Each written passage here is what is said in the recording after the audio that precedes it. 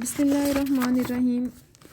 The topic which we are going to discuss today is the economic valuation of commodities. Chapter number 4. इससे पहले आपने पढ़ा था secondary cost and benefit का subject, जिसमें हमने बात की थी कि किसी भी प्रोजेक्ट में प्राइमरी कॉस्ट के साथ साथ जो हम बात देखते हैं सेकेंडरी कॉस्ट भी उतनी ही अहमियत के हामिल होते हैं। अब हमारे पास है वैल्यूएशन ऑफ कमोडिटीज़, कि जो कमोडिटीज़ हमारे प्रोजेक्ट में यूज़ हो रही हैं उसको हमने वैल्यूएट करना है। मीन उसकी हमने ओरिजिनल वर्थ जो है वो निकालनी है। ठीक है, तो इसमें इस चैप्टर का जो मोस्ट इम्पॉर्टेंट पॉइंट है that is shadow prices. What is that is shadow price. अब आपको शैडो प्राइस क्या है, what is the shadow price in real में? जो are pre tax price is called a shadow price. कि अगर आप अपनी price, as you know that कि किसी भी हर चीज़ की प्राइस में आपका क्या शामिल होता है, टैक्स ऐड होता है। अगर उस टैक्स को हम एक्सक्लूड कर दें तो हमारे पास जो प्राइस आ जाएगी that will be shadow price. अब ये शैडो प्राइस की हमें क्यों ज़रूरत पड़ती है? क्योंकि हमने कमोडिटीज़ को इन रियल वैल्यूएट करना है। For which purpose? कि हमारा जो प्रोजेक्ट है उसकी हमने रियल कॉस्ट और रियल बेनिफिट्स निकालने हैं। उसमें से हमने टैक्सेस को एक्सक्लूड करके हमने देखना है कि डिफरेंट प्रोजेक्ट्स में किस तरीके से ओवरऑल प्रोजेक्ट की कॉस्ट कितनी आती है, और उसमें से अगर टैक्स कंटेंट को माइनस कर दिया जाए तो हमारे पास जो कॉस्ट है वो कितनी आती है। These thing we will discuss in this chapter, and this is very important chapter from examination point of view too. We will use UNIDO and LM approaches also in it. तो जो आपका shadow price का concept है that is very important. तो इसमें हम the treatment of state income, उस state income की अगर हमने रियल वर्थ फाइंड आउट करनी है तो उसके लिए हमें क्या चाहिए होगा, शैडो प्राइसेस को हम डिस्कस करेंगे। ठीक है, कहता है if the market price of N input used on a project contain tax, then this will raise the price above the cost of resources involved in its production. ऐसी बात ही है ना कि अगर किसी चीज़ की प्राइस में टैक्स शामिल है तो वो प्रोजेक्ट की कॉस्ट को बहुत ज़्यादा बढ़ा देगा। Thus to find the opportunity cost to the community as a whole, we must take pre-tax price. इसे हम प्री-टैक्स प्राइस भी कहते हैं, शैडो प्राइस भी कहते हैं, अकाउंटिंग प्राइस भी कहते हैं और अपॉर्चुनिटी कॉस्ट भी कहते हैं। अच्छा, इसमें जो हमारे पास अब एक एग्जांपल दी हुई है दैट इज़ गैसोलीन। अगर किसी भी प्रोजेक्ट के लिए यूज़ हो रही है तो एट 5 pesos पर लीटर। ठीक है, अब किसकी वो एग्जांपल दे रहा है, गैसोलीन की 5 pesos पर लीटर रिटेल में है। ठीक है, बट बियर्स अ 100% टैक्स।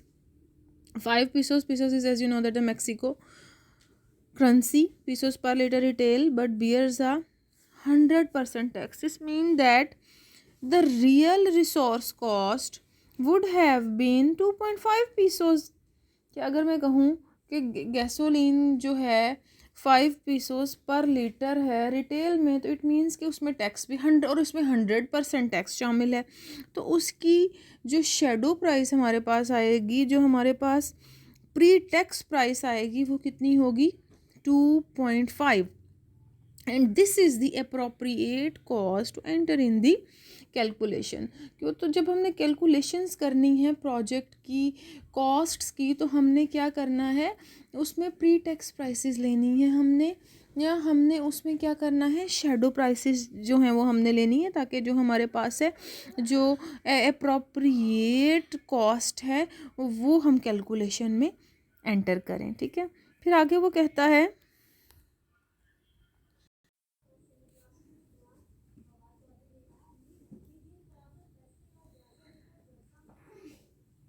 जी, तो हम बात कर रहे थे हमारी एग्जाम्पल, हमें बात कर रहे थे road from gravel to asphalt. Road from gravel to asphalt is a road from, एक जो हमारे पास आम रोड होता है उसे जब हम कारपेट रोड में कन्वर्ट करते हैं।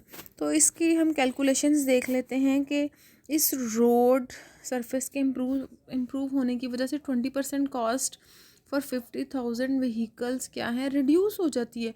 But valuation of market price over estimate the benefits. Valuation of market price क्या हमारे पास कर रही है, over estimate the benefits by about 1/3। तो इस चीज़ को हम इसका टेबल आगे देख लेते हैं कि हमारे पास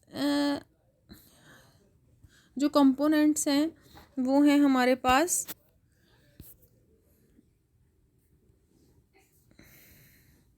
सबसे पहले हमारे पास है fuel and lubricants, then there is equipments and driver maintenance. Fuel और लुब्रिकेंट्स की जो मार्केट प्राइस है दैट इज़ 20, इसमें अगर टैक्स एलिमेंट है तो 30, और अगर हम इसे अपॉर्चुनिटी कॉस्ट इसकी निकाल लें, अपॉर्चुनिटी कॉस्ट या आपकी जो हमारी शेडो प्राइस निकाल लें तो that will be 10। Tax element को हम उसमें से क्या कर देंगे, एक्सक्लूड कर देंगे।